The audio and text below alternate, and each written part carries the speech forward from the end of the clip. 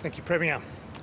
So 214 of today's 246 cases are in only 8 local government areas. There are 97 cases in Hume, where 48.2% of people have had their first dose of vaccine. 31 cases in Moreland, where 54.7% of people have had their first dose. 23 cases in Whittlesea, where that number is 49.8%. 17 cases in Wyndham at 58.5%. 15 cases in Hobsons Bay at 61.4%, 13 cases in Darebin at 54%, 11 cases in Brimbank at 51.5%, and 7 cases in Melton at 53.7% first dose. So largely stable in the west of Melbourne in terms of case numbers. We've seen a really significant uptick in the northern suburbs of Melbourne. So it does tell you that the west of Melbourne did what we asked of them a couple of weeks ago. These numbers reflect the change in behaviours, the isolation, quarantine, testing and following the rules. That needs to continue. The threat is still there in the west of Melbourne, and the emergent risks in the north of Melbourne should not be forgotten. Those cases have almost doubled in just 3 days. These vaccination numbers also tell you that there's a way to go. These are largely below the Victorian average for first doses, and so grab those AstraZeneca doses available, or otherwise book in for the appropriate vaccine for you. Because those individuals that the Premier spoke about in ICU, they are unvaccinated or not fully vaccinated individuals. That is almost universally true for those hospitalised. So if you're especially if you're over 60 years of age and you're waiting for a vaccine, please don't. Please get a vaccine that's available for you right now. If you've got concerns about medical conditions, high blood pressure, high cholesterol, if you've had a stroke, if you've got cancer, if you've recovered from cancer, if you're like me and you've had asthma, they are reasons to get vaccinated, not reasons to defer your vaccination. Can't be clearer than that. They are reasons to rush to get your vaccine rather than rushing to get a place in ICU.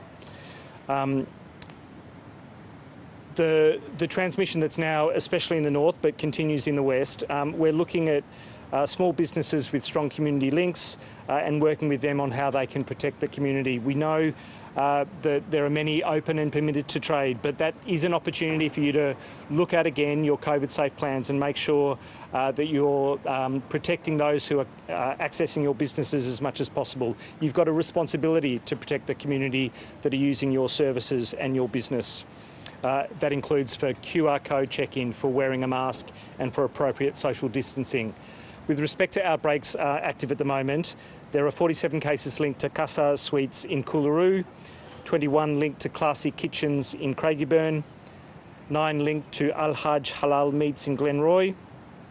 So if you live in Hume or northern suburbs of Glenroy, I want you to be extra vigilant for symptoms, to absolutely come forward at the first sign of symptoms and get tested and isolate until you've got that result. Be absolutely clear that this virus is serious. It can hit you head on. You can become unwell very quickly. You can require hospitalisation very quickly. So get tested and understand if you're a case, if you need to be linked in with care at the earliest possible time. On the other side of Melbourne, we've got 95 cases linked to Panorama construction site in Box Hill. And also of note, 1 case notified to the department yesterday was a nurse working at a hotel quarantine facility. Alfred Health have taken a very conservative approach to furloughing the close contacts there, and 31 staff from the hotel are currently isolating. The nurse and all of those contacts are in quarantine. There'll be further work to assess the impact, but the hotel is open for business. And investigations are underway into exactly how that infection was acquired, but no known PPE or protocol breaches. Tier 3 PPE worn by all staff, as you'd be aware, in hotel quarantine. On the school blitz yesterday, there were thousands of priority kids in Year 12, and those vaccinations do start today. That's very exciting. There are also Year 11s completing their 3-4 subjects who can also book from tomorrow. And the Blitz is really all about giving Year 12s the opportunity to head into exams. Some may welcome that, some may not, but it is a critical opportunity for them, and we need to make sure that we keep them as safe as we possibly can.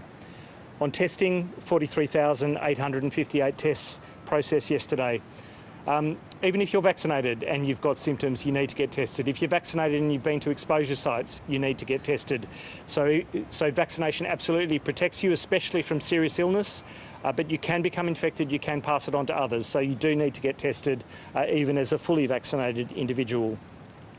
If you need support while you're getting tested, there's that $450 payment if you haven't got sick leave available to you. If you need support for whatever reason, please reach out. Go to that departmental website, www.coronavirus.vic.gov.au. We are here to support.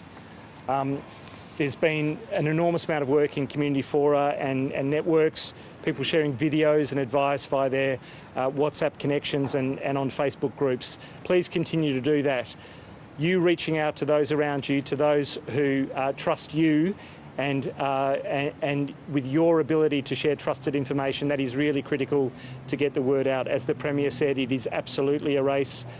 We've got the same number today as yesterday, but we're on, unfortunately, a slow but steady increase in numbers.